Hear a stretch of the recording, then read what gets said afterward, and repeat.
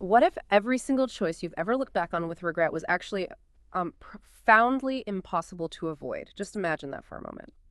What if the path you're on right now, every twist, every turn, every perceived, wrong decision, was truly the only path you could have taken?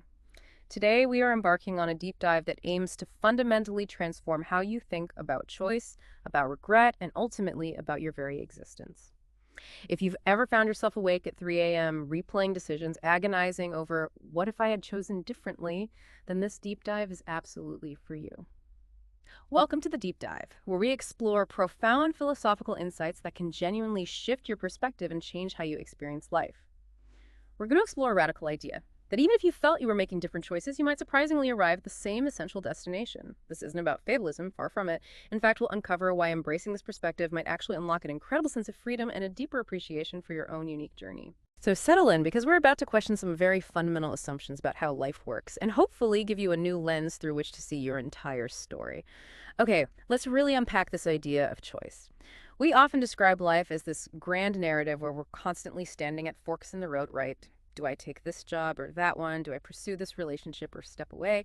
We typically see ourselves as the conscious director, meticulously weighing options, making these huge, impactful decisions, and steering our destiny. But what if that entire framework, this very idea of absolute unhindered choice, is, well, kind of an illusion? Imagine for a moment a philosophical thought experiment inspired by the quantum realm. Think about how, in some interpretations of quantum mechanics, all possibilities for a particle might exist simultaneously until the moment of observation.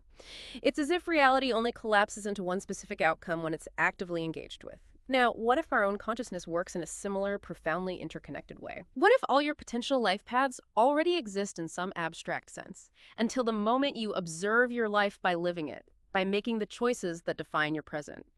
From this perspective, regret isn't about mourning a mistake. It's more like an echo, a subtle awareness of those unchosen quantum paths still resonating in your consciousness. It's like sensing the ghost of parallel possibilities that were always there, but never the one that unfolded. That's such a fascinating way to frame it. And it really highlights how deeply ingrained the concept of choice is in our thinking, almost to the exclusion of, other factors. If we step away from the human-centric view for a moment and look at the natural world, we see a different kind of unfolding. Consider a river carving its way through a vast landscape. Does that river choose its path? Does it wake up one morning and decide, today I think I'll veer left instead of going straight? No, of course not. It's not a conscious decision maker in that sense. It just flows. Precisely. It simply follows the natural contours of the terrain, the relentless pull of gravity, the resistance it encounters from rocks and soil, the path of least resistance. That river doesn't regret not flowing straight or not turning left when it ultimately veered right.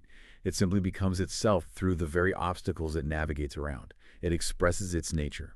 So for you, the listener, the real question this raises is, what would fundamentally change in your life if you stopped seeing your path as a series of choices you meticulously made and started seeing it more as a natural, inevitable unfolding you are simply a part of, much like that river? That's a profound thought, a river navigating its own course. And it really makes me think about how our own paths, even the winding ones, might lead us to surprising destinations. Which brings us to an idea that, for me, really starts to blow your mind. The possibility that different choices on the surface might actually lead to surprisingly similar destinations anyway, perhaps even the same essential outcome, just via a different route. Have you ever seen a mycelial network? It's the incredible, intricate underground root system of mushrooms spanning vast distances. What's truly fascinating about it is that there are hundreds of entry points, thousands upon thousands of tiny pathways, but somehow they all connect back to the same larger, unified organism.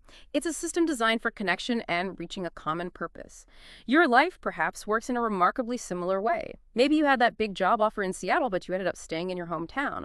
Or perhaps you thought you'd marry your college sweetheart, but you met your current partner years later through a completely unexpected turn of events. What if all these different paths were just different routes, different entry points to the same essential becoming, to the core lessons you were meant to learn or the person you were meant to grow into? I was talking with a friend just last week, and she was really agonizing over a decision she made 20 years ago not to go to medical school. She kept saying, I could have saved lives. I could have made such a real difference in the world. And it sounded like, a deep regret. Right, that classic what-if scenario. Very Yeah. common. Exactly. But here's the thing. She ended up becoming a teacher instead. And just last month, she told me about a student who was deeply struggling with depression and how their conversations, the guidance she offered, the safe space she created for this kid literally saved that student's life. It wasn't in an operating room, it was in a classroom. But what stands out to me is the core outcome. A life was saved. A profound difference was made. Different path, same deeply impactful outcome. It really makes you wonder about the inevitability of certain aspects of our journey. That anecdote perfectly illustrates something beautiful in storytelling that we call narrative inevitability. Think about your favorite novel or movie. The protagonist might face countless plot twists, make what seem like random choices, encounter unexpected obstacles or helpful allies. But somehow, all those zigzags, all those detours, they ultimately lead to exactly the resolution the story needed. It's as if the ending was always there, waiting to be revealed, and the plot was just finding its most organic way home. So this raises a powerful question for you, the listener. What if your life has that same kind of narrative inevitability? What if you are not solely the author trying to control every twist and turn, but rather the protagonist discovering what the story of your life has always been about, even its surprising detours? From this perspective, that feeling of regret begins to look, quite frankly, absurd. It's like a river trying to regret not being a mountain, or a beautiful song trying to regret not being a painting. And this leads us to another fascinating question to ponder. What if your so-called mistakes were actually powerful plot devices, subtle nudges, or even dramatic turning points, steering you toward exactly who you needed to become all along? That's where it gets really interesting because if we begin to truly accept this idea that our path was somehow inevitable, not in a fatalistic, nothing matters way, but in a profound, interconnected way, it raises a powerful question. What do we do with that knowledge? It shifts from intellectual understanding to practical application. And the core metaphor that emerged for me during our dive into this today is this. Life is not a mistake to be corrected, but a frequency to be tuned. Just let that resonate for a moment. Think about a musician tuning a guitar. They don't typically regret that a string was out of tune, they simply adjust it, gently, precisely, to find its proper resonance, its perfect pitch within the larger harmony. That string was never inherently wrong, it was just waiting to find its frequency, its alignment. So the key insight here is instead of fighting your past, you align with your present. It's about recognizing that every note, every experience is part of your unique composition, not a flaw to be fixed. And this resonates with psychological concepts like radical acceptance, which is about embracing reality exactly as it is, not necessarily because you like it, but because resisting what is often creates more suffering than the reality itself. But as you said, we're taking this even deeper. We're not just accepting what happened, we're recognizing that what happened was in fact the only thing that could have happened, given the countless variables, your past experiences, your personality, the external circumstances, all converging in that exact moment. It was the natural unfolding of you in that specific context. Exactly. I used to torture myself about a relationship that ended badly in my 20s. For years, I replayed conversations in my head, imagined different responses, wondered endlessly how I could have saved it or changed the outcome. It was a constant cycle of regret. But eventually, I had this profound realization. That relationship ending wasn't a failure at all. It was an education. It taught me things about love, about boundaries, about my own self-worth, about my triggers that no successful relationship ever could have taught me in that particular way. The wrong choice became the right teacher. The mistake became the essential lesson. Yes, that's such a relatable experience for so many of us. And it brings us back to that musical metaphor beautifully. Think about jazz musicians. They don't typically regret the notes they played, even the ones that might have seemed initially wrong or unexpected in isolation. Instead, those notes become an integral part of the larger composition, woven into the ongoing improvisation. They're not following a rigid, predetermined score. They're creating music in real time, responding to whatever emerges in that moment, embracing dissonance and harmony as part of the whole. This raises an important question for you, the listener. What would your life feel like if you approached it with the spirit of a jazz musician, not trying to play it perfectly, not judging every note, but learning to improvise beautifully with whatever notes emerge, embracing the unexpected harmonies, and trusting that the overall composition is unfolding as it should? That's the real power here. How do we move from understanding this intellectually to truly embodying it in our daily experience? How do we live this insight? We got a few practices for you to try this week. First, there's the regret release practice. Next time you catch yourself spiraling into that what if, thinking about a past decision, whether it's a career move, a relationship, or a missed opportunity, try this. Instead of fighting the regret, get truly curious about it. Ask yourself, what is this regret really trying to teach me about what I value now? What is it showing me about who I'm becoming or what truly matters to me today? I'll quote.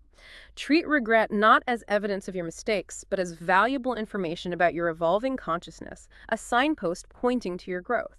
For example, if you regret not taking a certain job, perhaps that regret isn't about the job itself, but about a realization of what you truly seek in your career now, something you wouldn't have known without that particular path. Right, turning it into data, essentially. And that leads into the second practice, which we're calling the inevitable path meditation. Once a week, maybe Sunday evening, take a moment for quiet reflection. Look back at your life, perhaps a specific period or a significant decision. Trace the connections. Notice how seemingly random events, even those you once deemed unfortunate or completely unrelated, actually led to meaningful outcomes or shaped you in unforeseen ways. See if you can spot the thread of inevitability running through your entire story, connecting the dots backward. It's not about justifying bad things, remember, but understanding how they contributed to the unique tapestry of your life. I like that, connecting the dots backward. And third, try what we call a frequency check. This is more of a real-time shift. Instead of asking yourself, was this choice right or wrong? When faced with a decision or reflecting on an outcome, begin to ask, how can I tune into the frequency of who I'm becoming right now? How does this situation, even if challenging, align with my deepest values or my evolving self? This simple shift moves you from judgment and resistance to alignment and flow. It's about being present with what is, knowing it's part of your unique composition, and making the next note from a place of acceptance. If we connect all of this to the bigger picture, perhaps the deepest practice of all is to start seeing your very existence, not as something that needs justification, not as something you earned, or even something you chose in the conventional sense, but as a cosmic gift. It's a profound miracle that consciousness, in its infinite wisdom and boundlessness, chose to experience itself through your particular nervous system, as you, with your unique story. You didn't choose to be born, but in a deeper sense, you are here as an expression of the universe's boundless curiosity. This isn't a burden to carry or a problem to solve, it's a profound wonder. What if the very fact that you exist right here, right now, is already proof that the universe wanted to know what it would be like to be exactly you? Wow. Before you go, I want you to truly consider that profound thought. You are not a mistake walking around trying to correct itself. You are not a problem that needs solving. Instead, you are a frequency that the universe is learning to tune. You are a unique note in a cosmic improvisation that has never been played before and will never be played again. Your regrets. They're just the sound of parallel possibilities harmonizing with the one singular beautiful path you actually walked. And that harmony, that complete chord, is far more beautiful and rich than any single isolated note could ever be. You are not here by accident. You are here as an expression of the universe's boundless curiosity about what it would be like to be exactly you. Until next time, keep exploring, keep accepting, and keep tuning your unique frequency.